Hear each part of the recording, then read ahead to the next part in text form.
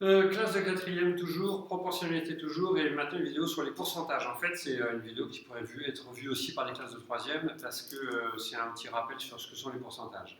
Alors, en fait, un pourcentage, c'est une fraction de dénominateur 100. C'est ça le principe.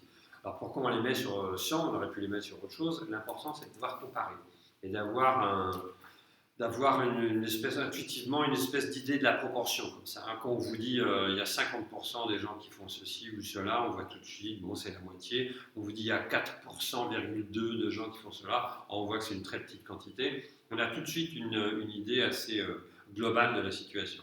Alors maintenant, donc un pourcentage, par exemple, 15%.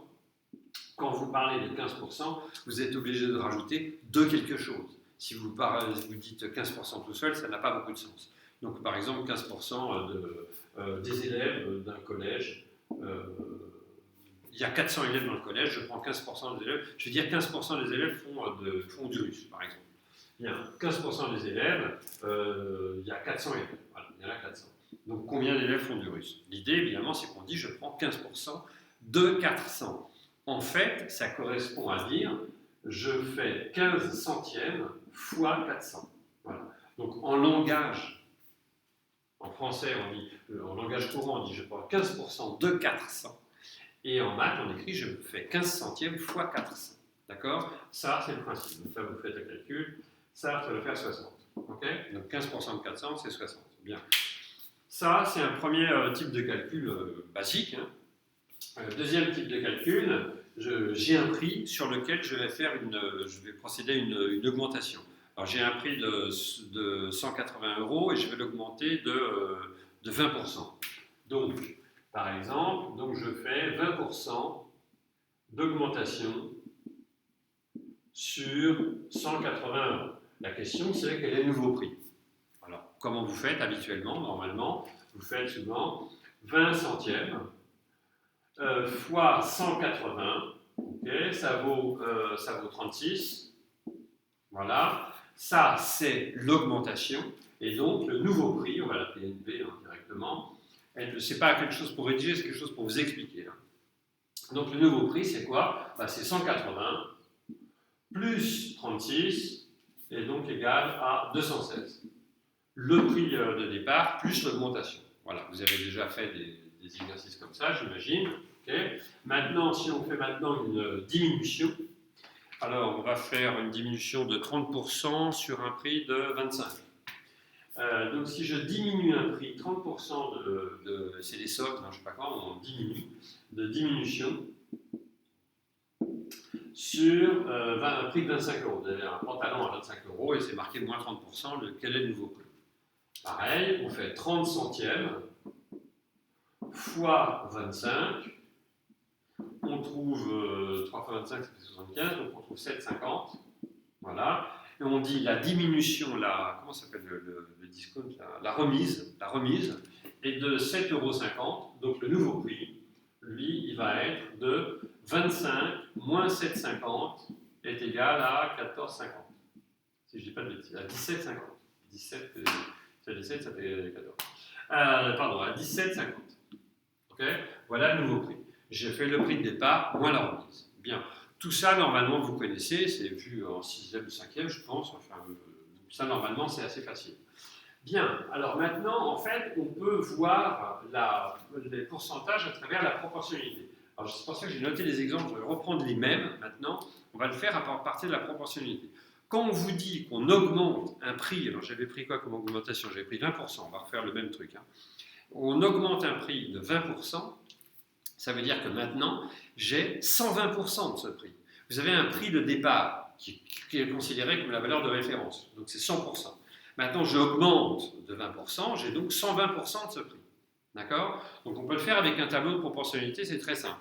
Tout à l'heure, j'avais pris quoi? J'ai déjà oublié, j'avais pris 180. Donc, 180, ça représente 100% du prix. D'accord? Ici, je vais mettre, pour mon tableau de proportionnalité, je vais mettre le prix et ici les pourcentages. D'accord? En euros, enfin peu importe. Le prix c'est 180, mais ça représente 100%.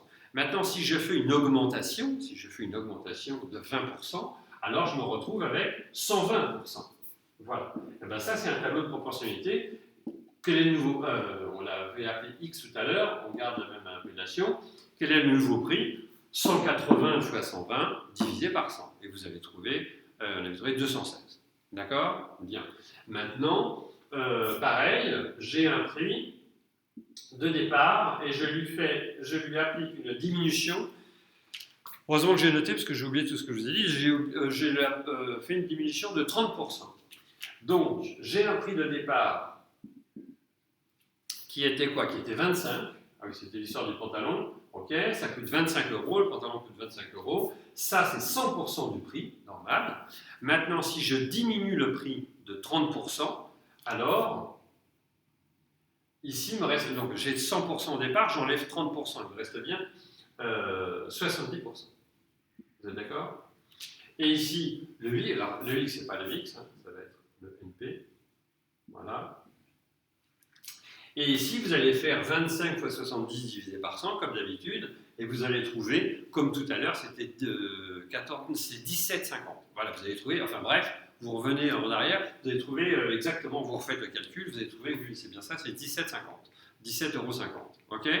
Donc, les deux petits problèmes qu'on a vus, les deux petits exercices qu'on a vus là en première partie, on peut les faire directement par un tableau de proportionnalité. Est-ce que ça va plus vite? C'est à peu près pareil, à la limite ça va un petit peu plus vite parce qu'on n'a pas besoin de calculer un résultat intermédiaire qui est la réduction. Tout à l'heure on calculait la réduction, on calcule l'augmentation, on faisait une addition, une soustraction, machin. Là on fait directement, donc ça va un petit peu plus vite. Mais maintenant, le tableau de proportionnalité, ça permet de résoudre quelque chose qui est quand même un petit peu plus compliqué que ça.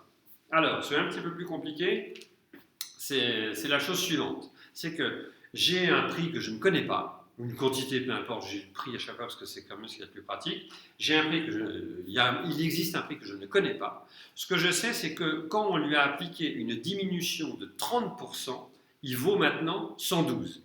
Alors ça, c'est typique, vous avez, c'est marqué dans les magasins, je ne sais pas quoi, solde de 30%, magnifique, vous regardez le prix d'aujourd'hui, 112. Et la question c'est, quel était le prix de départ? Alors là, c'est avec un tableau de proportionnalité, c'est très simple. Vous avez ça, donc on a le prix, alors c'est toujours pareil, c'est toujours deux lignes. Première ligne, c'est le prix ou la quantité, hein, ça peut être autre chose. Mais deuxième ligne, c'est toujours pourcentage. Bien, cette fois-ci, alors dans mon exemple, je vous ai dit quoi? Je dis 112 après une diminution de 30%. Bien. Donc j'ai un prix de départ que je ne connais pas, donc c'est 100% le prix de départ. Par contre, je sais que quand je l'ai diminué de 30%, là, il me reste 70%.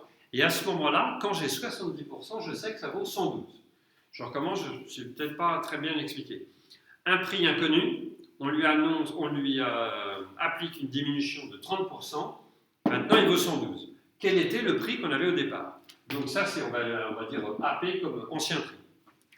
Je regarde si tout ça c'est normal. Voilà. La question maintenant, c'est combien on avait au départ? AP, ça va être égal à, vous allez le faire, hein, ça va être égal à 100 fois 112 divisé par 70. On est d'accord? Vous trouverez, peu importe. On continue. Autre question. Maintenant, j'ai le contraire, c'est-à-dire j'ai un prix que je ne connais pas toujours, mais cette fois-ci, je lui applique une augmentation. Alors j'efface ça, ça va être plus simple. Allez, je vais juste effacer ça. J'ai un ancien prix ici que je ne connais pas. Tac, tac, tac, tac, c'est pas très propre, mais tant pis. J'ai un ancien prix que je ne connais pas, donc qui valait 100%. Ensuite, je décide de l'augmenter. Je l'augmente de 25%. Donc, il vaut 125%. J'ai 125% de l'ancien prix. Et ce nouveau prix, c'est combien? C'est 70. Quel était l'ancien prix? J'ai un ancien prix que j'ai augmenté de 20% et je suis tombé à 70. Bien. L'ancien prix, c'était quoi? Eh bien, l'ancien prix, comme d'habitude, tous les tableaux de proportionnalité, même principe. La quatrième proportionnelle, hein, comme on dit, ou la règle de 3, comme on dit, toujours pareil. Même principe, je fais AP, ça va être égal à ça fois ça, divisé par ça. 70 fois 100, divisé par 125. Et je vous ai pris exprès des trucs à l'avance pour que ça tombe juste. Donc vous allez tomber sur quelque chose, un nombre qui tombe juste. Quoi. Ok? Voilà, ça c'est ce qu'on peut dire sur les pourcentages, sur l'avantage de considérer les pourcentages comme des proportionnalités. Parce que dans ce cas-là, quand vous avez deux lignes, une ligne quantité et une ligne pourcentage, vous mettez 100 en dessous de la valeur de départ, et après vous pouvez tout trouver. Hein. Et si c'est la valeur de départ que vous ne connaissez pas, bah, vous faites comme ici, ici vous mettez un X ou ce que vous voulez, au-dessus de 100, et là vous écrivez les données que vous avez, c'est-à-dire si j'ai augmenté le prix, maintenant j'ai 125%. Or, 125%, c'est 70. Ben, la valeur de départ, c'est bien règle de 3, règle de proportionnalité, produit en croix, appelez-le comme vous voulez, mais on fait toujours ça. Hein. AP, c'est bien égal à ça fois ça divisé par ça. OK? Voilà, et vous allez voir, ça tombe juste normalement. Allez, à bientôt.